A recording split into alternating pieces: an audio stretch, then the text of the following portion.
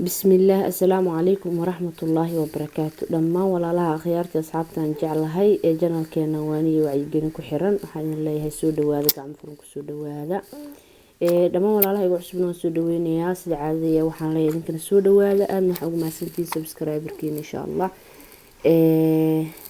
أدي هذا نداونين هدي أكو تمر كجوريسي والجنال كان داوتت وأنا فوق أنا عدو حيابا عن جنال كسود جبنو هنقول لي هاي سودو جنالك سبسكرايب نصار وانا كما سنتهي maanta waxaan rabaa inaan idinkala hadlo mowduucaas intaan u gudgelin ka hor laakiin waxaan wataa hal codsigaas oo ah in qof walba oo kilibkaygan aragto inay ma aragtaa share tiraahdo ay share gareyso si yani kilibkanida dadkan ugu talagalay ay u gaarto insha Allah fariintan akhyaari maanta waxaan rabaa inaan ka hadlo halkan fariin uga gudbiyo dhammaan gabdhaha social media isticmaalo qaasatan gabdhaha aan insha Allah aan rabo inuu klibkaygan gaaro waan si khaas ah ula hadlo waxay yihiin gabdhaha walaalaheeya ee aan jeclahay ee muslimaadka ah ee laakiin social media u soo galo ama ku soo galo si qaldan marka aan leeyahay insha Allah waan idin sheegi doonaa waan idinka dhaadhicin doonaa waxaan uga jeedo ama uga dan leeyahay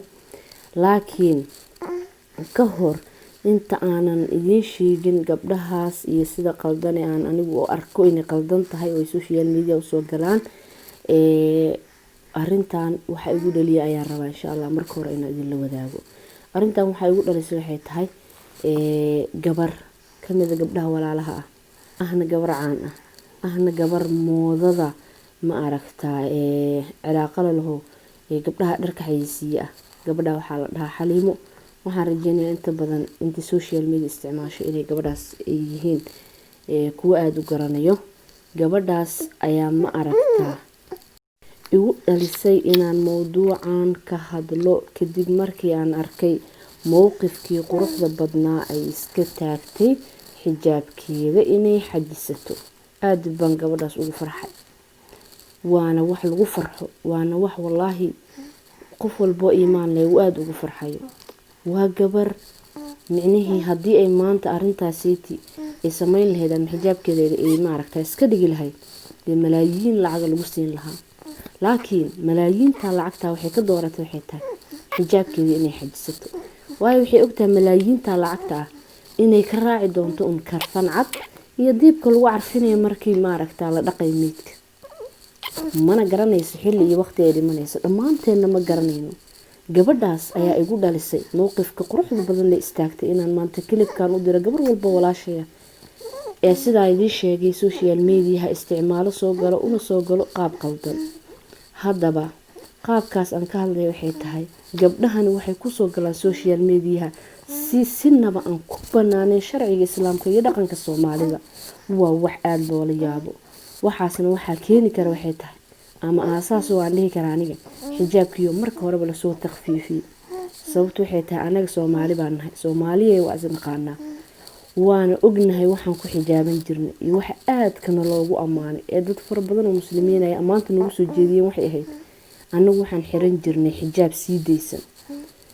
anu ma ceebeynay maanta meeshaan uma soo fariisanin inaan ma aragtaa wax dhaliila dusha ka saaro qofnaba laakiin markii aan xijaabkii aan isku siideyska ahaay micnihii siideysnay halka dusha aan ka soo huwan jirnay soo laalaade ama aad laba waari baraama saddex waar rubi dhiman ama ha ka sii dheeraan saddex waar ha noqdo wuxuu doon ha noqdee xijaabadaas markii intaan ka tagnay aan tarxado kaliya aan xiranay cambuurana aan xiranay tarxadana aan xiranay taas ayaa marka horeba aasaas waxay u tahay gabdhaha faraha badan ee maanta xijaabka intee dhigteen social media ku jiro TikTok ha dhihin Snapchat ha dhihin haba ugu badnaato TikTok YouTube ha dhihin meel walba taagan ay qaawan ee waxaan ku leeyahay haba yaraatee wax u asturanaysan jirin waxa keenay saldhigna u ah sidii aniga ila tahay in badan oo ila midana inay jiraan aaminsanahay waxa weeyaan xijaabkii oo aan markii horeba taqfiifinay oo aan saashanay oo aan fududeynay kuna soo koobnay tarxad yar oo aan xirano dush madaxa ku ka huwano iyo cambuur aan xirano xaqiiqada dhabta ana waxay tahay kaasi xijaab ma aha cid allaaley ciddaa doontaan weydiiya. Xijaabka saxda ah waa xijaabka ay gabadhu isku sii dayso yudniina calayhinna min jalaabiibihinna. aayadaas haddaan si dhaba u fahanno waxay tahay isku sii daaya, ma ahan wax maro yaroo keliya halkaas surkaa laga huwaday ma ahan. xijaabku waa inay noqotaa maro waasac adiga dhan kugu sii daysan oo mintin ilaa cirib ku qarin karto. intaa culammadu way ka hadlaan balse cid dhag jalaq u siisa ma lahan. ani waxaan aaminsanahay duulaan qaawan oo aan geed loogu soo gabanin in xijaabkeena lagu soo qaaday. markii aan xijaabkii kusoo koobnay maradaa yar ee dusha aan ka huwano, cid kusoo qaado gaarna ma jirto. laakiin annagii gabdhaha muslimaadka ahaa ayaa duulaan ku ah xijaabkii. waa xijaabanahay haddana ma xijaabin. maro yaraan surka ku duubanay. marka maradaasi aad waxay ugu sahlan tahay noogu sahlan tahay intii markii horeba waxa weeyaan ama waalid ka baqanaysay ama cid kale ma aragtaa si uga gabanayso alla ka cabsigu iskaba yaraa. xijaabkii waxay markaas waxay duruuftu ama ma aragtaa dantu haddii ay u saamaxdo marada yarkaa ee madaxa ugu duuban way iska tuurayaan, waxba lama ahan. marka waxaan idinku waaninayaa waxay tahay dhammaan gabdhaha walaalaha ee muslimaadka aan jeclahay aan wanaagga la jeclahay, walaalayaalo xijaabkiina adkaysta oo walaalayaalo maryahan aad tuurateen iyo waxyaabahan aad la taagantihiin social mediaha wax idinka raacaya ma lahan. wallaahi billaahi mara cad oo kafana lagu duuduubaya, xabaalahan waa lagu dhigayaa maalin allaalihi maalintay noqoto mana garan kartaan gooray noqonaysa iyo gooray imaan doonto. bal ma isweydiis hal mid haddii ay qalbigaa kusoo xaadirto, wallaahi ilaahay baan ku dhaartay xijaab ma aad dhigteen. bilcagsi xijaab inaad dhigtay iska daaye xijaabkan ugu adag ayaad xijaaban lahayd.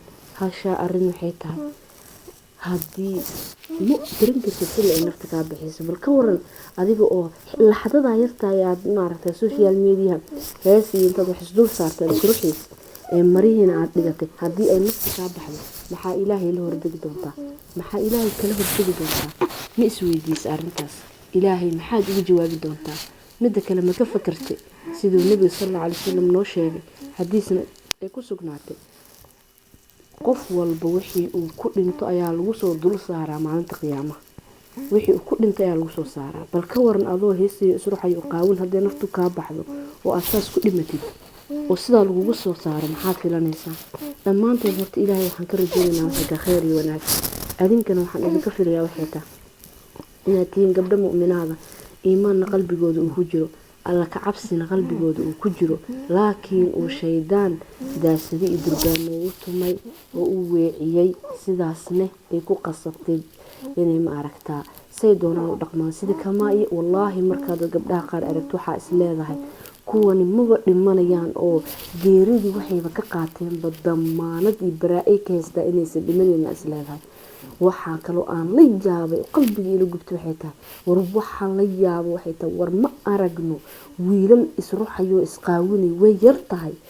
wiil ma aragtaa kastuuma intuu social media kusoo galay cawradiisii qaawantahay ma aragtin weli ma arkin. ani wiilashu way xijaabiyin waxaan ka wadaa xijaab kan gabdhaha keliya lama dhehe ragguba xijaab bay leeyihiin way asturan yihiin maryahooda asturkay wataan.